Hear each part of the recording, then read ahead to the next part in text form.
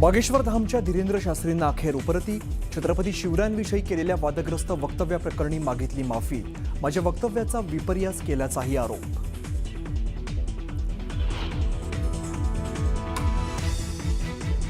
राज्यातील योजनांचा गैरफायदा घेणाऱ्या अपात्र लाभार्थ्यांवरती आता प्रशासनाचा फास. चुकीच्या पद्धतीने लाभ घेतलेल्यांना नोटीस देण्याची प्रक्रिया सुरू. तब्बल 11 कोटी रुपयांची वसुली अपेक्षित. राज्य सरकार शेतकरी कर्जमाफीच्या तयारीत असल्याची सूत्रांची माहिती. 35 लाख शेतकऱ्यांचं 2 लाखांपर्यंतचं कर्ज माफ करण्याच्या हालचाली. कर्जमाफीसाठी 25,000 कोटींची करावी लागणार तरतूद.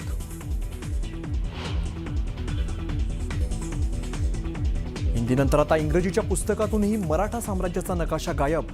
मराठ्यांचा इतिहास पुसण्याचा NCERTचा डाव. रोहित पवार, कल्पनाराजे भोसलेंसह शिवप्रेमींमध्ये संतापाची लाट. उपमुख्यमंत्री एकनाथ शिंदेंकडून मिसिंग लिंकच्या प्रकल्पाची पाहणी. 1 मे रोजी मिसिंग लिंक होणार वाहतुकीसाठी खुला. कोणताही टोलवाढ नाही. मुंबई पुणे प्रवास होणार सुसाट.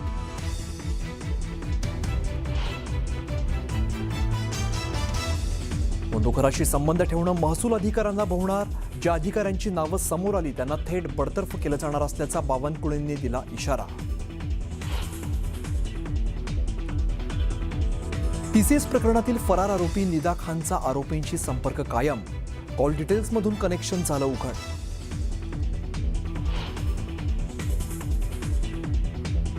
राज्यात उष्णतेचा कहर. अकोल्यामध्ये 46 अंशांचा इशारा. तर उष्माघाताने परभणीत एकाचा मृत्यू झाल्याची घटना. अनेक ठिकाणी अघोषित संचारबंदी लागू. व्हिडिओ SITच्या हाती लागल्यामुळे त्या विरोधातला कारवाईचा फास आता आवडला गेलाय. आणि इतकंच नाही तर खरातच्या हालचाली जी काही हालचाली करत होता, जो हातचालकी करत होता, चमत्कार करत होता, असे दावे सुद्धा तो करत होता. शिवनिका संस्थांवरती एकेकाळी ट्रस्टी असणाऱ्या CA ललित पोफळेंनीच खरात विरोधात फसवणुकीची तक्रार केली आणि तक्रारीमध्ये त्यांनी खरात हातचालकी करत असल्याचा आरोप केलाय. खरातने एके दिवशी आपल्याला तृप्ताबाला बंगल्यावरती भेटायला बोलवलं आणि त्यावेळेला चमत्कार करून काजू कतली प्रकट केली आणि प्रसाद म्हणून खायला दिली. पण तो चमत्कार नव्हता तर हातचालकी होती हे नंतर समजल्याचं पोफळेंनी तक्रारीत म्हटलंय.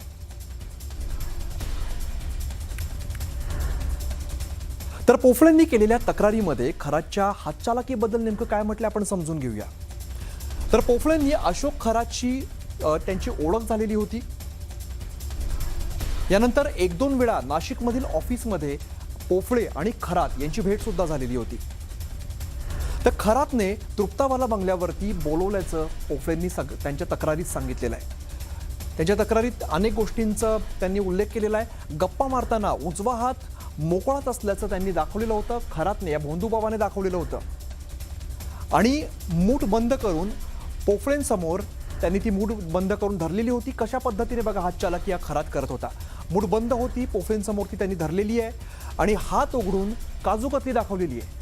म्हणजे अगदी दिवसा ढवळ्या कशा पद्धतीने हातचालकी करून हा भोंदू खरात फसवत होता बघा. आणि काजू कतली प्रसाद सांगून खायला सुद्धा दिलेली आहे. अशा पद्धतीने हा अनेकांची फसवणूक करत होता. तर काजू कतलीचा प्रसाद चमत्काराने आणल्याची बतावणी तो वारंवार करत होता.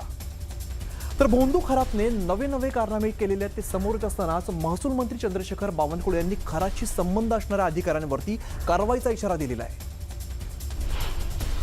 महसूलने हा विचार केला आहे की जे काही आमची SIT आहे या सर्व प्रकरणाची SIT ज्या ज्या अधिकाऱ्याचे नाव आज पाठवत आहे त्याचा अंतिम रिपोर्ट येणार आहे. त्यात महसूलचे अधिकारीचे नाव येतीलच आमच्याकडे.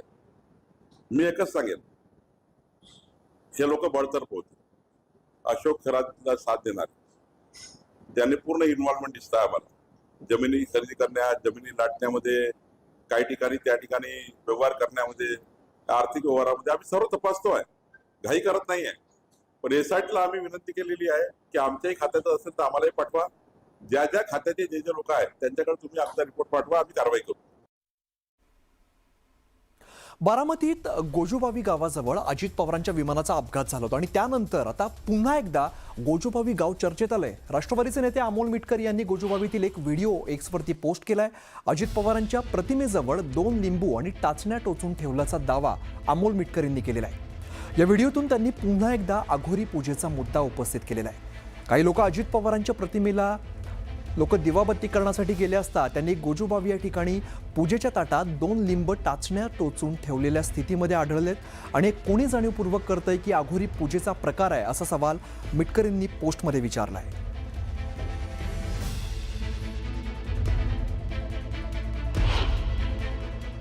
काल गोजूबावीला लिंबाला टाचण लावून ज्या पद्धतीची त्या स्थळावर ही केल्या गेली, हे अत्यंत घृणास्पद प्रकार कोणी घडून आणलेले आहेत.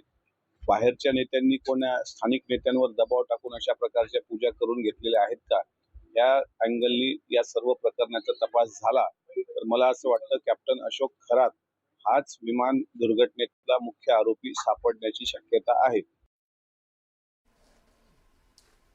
ऐन विधानसभा निवडणुकीच्या तोंडावरती महायुती सरकारने मुख्यमंत्री माझी लाडकी बहीण योजना सुरू केली आणि या योजनेअंतर्गत महिलांना दर महिना 1500 रुपये दिले जातात आणि या योजनेचा महिलांना झाला त्यापेक्षा जास्त फायदा महायुतीला झालेला आहे.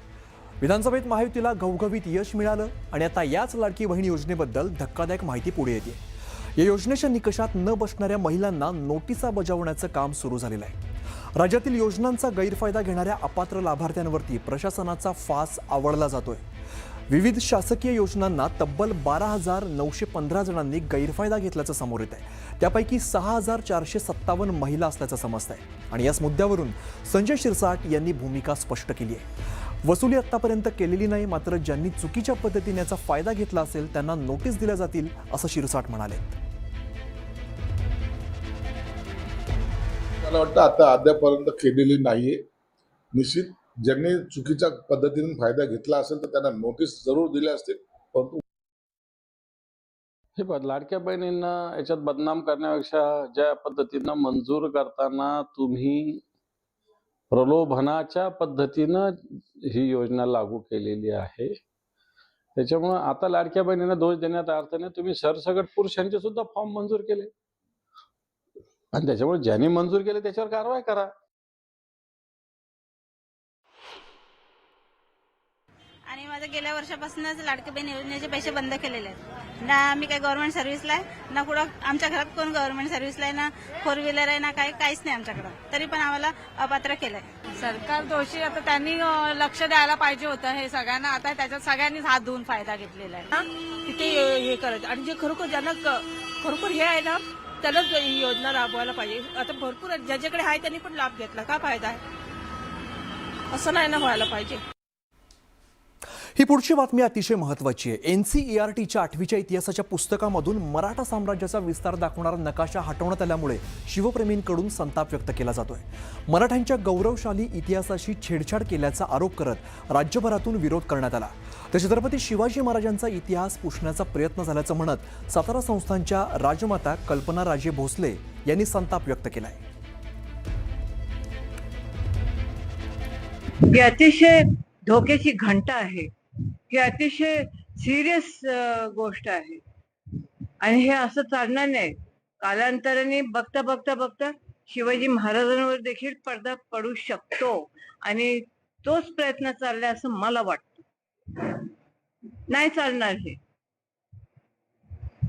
शिवाजी महाराज जोपर्यंत ही पृथ्वी आहे, जोपर्यंत सूर्य आणि चंद्र आहे, तोपर्यंत शिवाजी महाराजांचं नाव तेवत राहील.